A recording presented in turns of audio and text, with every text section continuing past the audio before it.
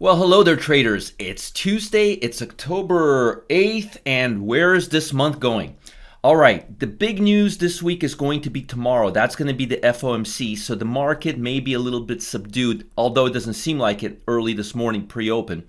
But FOMC minutes is going to be the big news, and it's not going to be a big surprise. We already know that the Fed is playing ball. The Fed is going to lower rates. As a matter of fact, one of the Feds, I believe it was the head of the Kansas City Fed, said just yesterday that if conditions warrant, they'll lower rates again. So I think everyone's on the same page, especially with Brexit, this new potential tariff issue with Europe and China.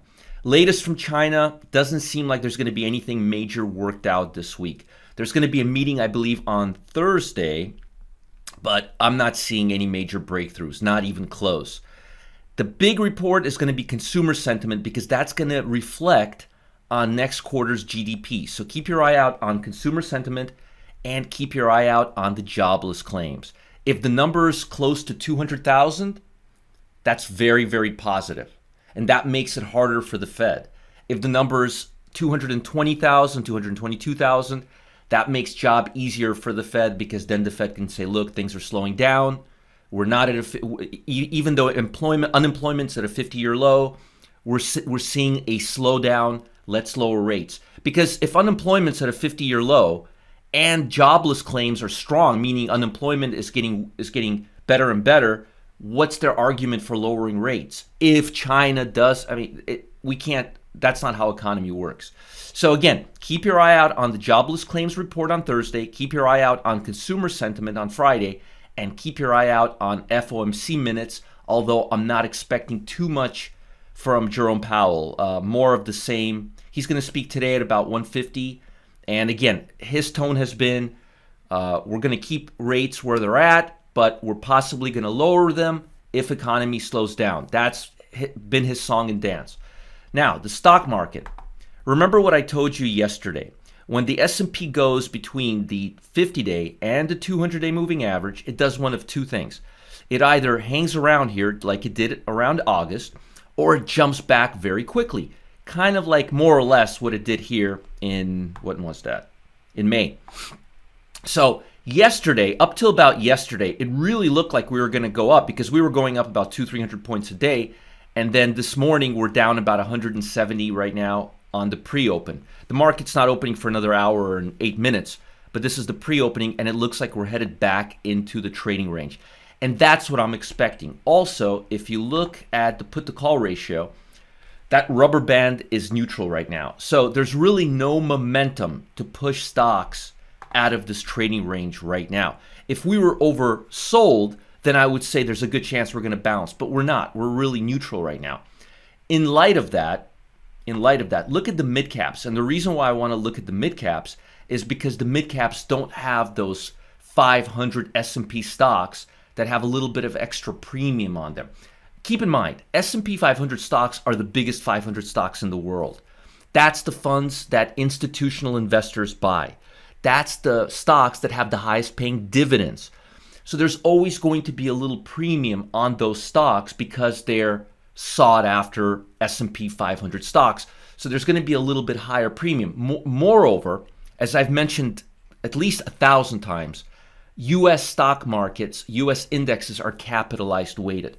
So when you're looking at Amazon, Apple, Nvidia, literally, I'm not kidding, literally a handful of S&P 500 stocks, they overpower all of the little stocks, the 500 biggest stocks in the world. But these stocks are so big, literally 10 stocks, 15 stocks in the S&P 500 are so big that they overpower the other 485 stocks, if you will, or 480 stocks, if you will. So when you're looking at the S&P 500, what you're really looking at is 20 of the biggest stocks in the world making headways. Those 480, 470 little smaller stocks, they don't have a lot of say. And again, that's because the S&P 500 is capitalized weighted. So the reason we're looking at the Russell mid-caps is because this takes away those 500 stocks, and this looks more at 1,000 mid-cap stocks that don't have that high market cap, that don't have those high dividend yields, that don't have that institutional attractiveness. And the reason we're looking at this is because this gives us a better understanding of the broader market. This tells us how the overall stock market's doing, not just those 500 or 20 S&P big stocks like Amazon, Nvidia, Apple, and so forth. So if you look here, if you look at the mid cap, notice we never went above the 50-day moving average. If you look at the S&P, we went above the 50-day moving average. This is the S&P. We went over it right here the day before yesterday and yesterday.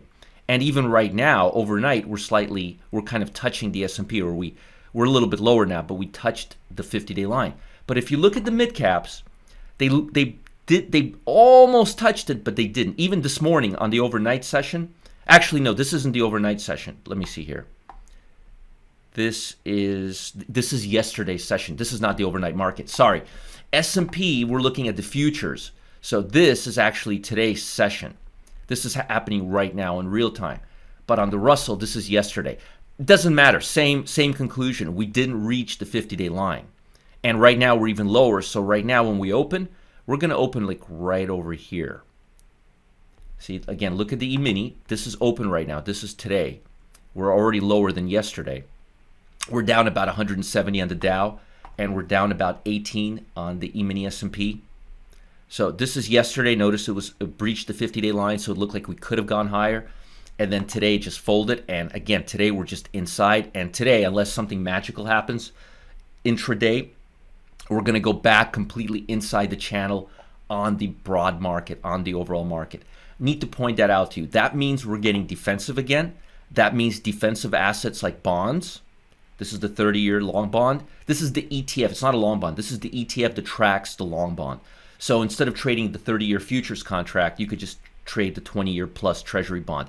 And don't get hung up on 10-year, 20-year, 30-year. Anything after 10-year bond, 20-year bond, 30-year bond, they trade within 99th percentile of each other. They're so correlated, you can't tell the difference between a 30-year bond, 20-year bond, and a 10-year bond. Really, their correlations like 99th percentile.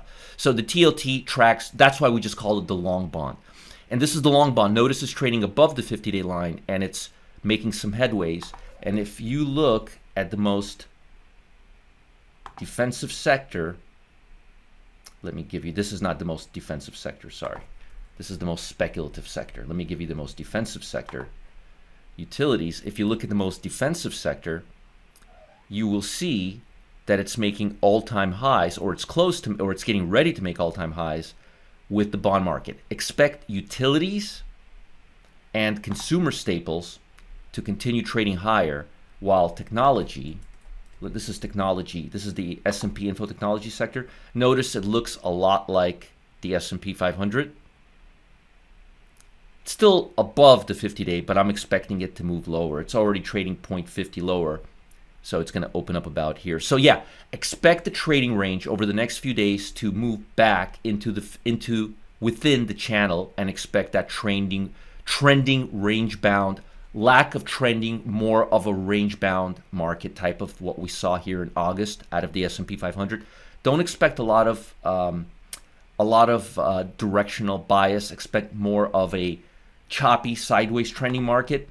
Tomorrow, if the FOMC minutes are really positive, we may see an upside if the JOLTS report gives us something promising, or if it looks like we're going to work out something with China, we can expect more upside. Otherwise, expect the E-mini to just kind of sit around and stay within the 50-day to the 200-day line over the next few sessions. Not expecting too much downside, just a range-bound market. Put the call ratio neutral. Don't expect a lot of range, but don't expect the market to really go anyway. Kind of like a high volatility, but with low directional bias. I'll talk to you guys tomorrow. And remember, next week, bank stocks. Bank stock begin reporting. That's going to set a tone. If the numbers are better than expectations, and the expectations have been just lower and lower and lower. So if the numbers are slightly above expectations, we may see a little bit of an upside from blue chips and the broad market, and we really need that right now. Otherwise, expect the S&P to be, or the overall stock market to be, between the 50-day and the 200-day moving average, and that means you have to be defensive right now. Talk to you guys later. Take care. Hope you're having a great day. If you guys love these videos, support@marketgeeks.com. I want to hear from you. Let me know how you're doing. Talk soon.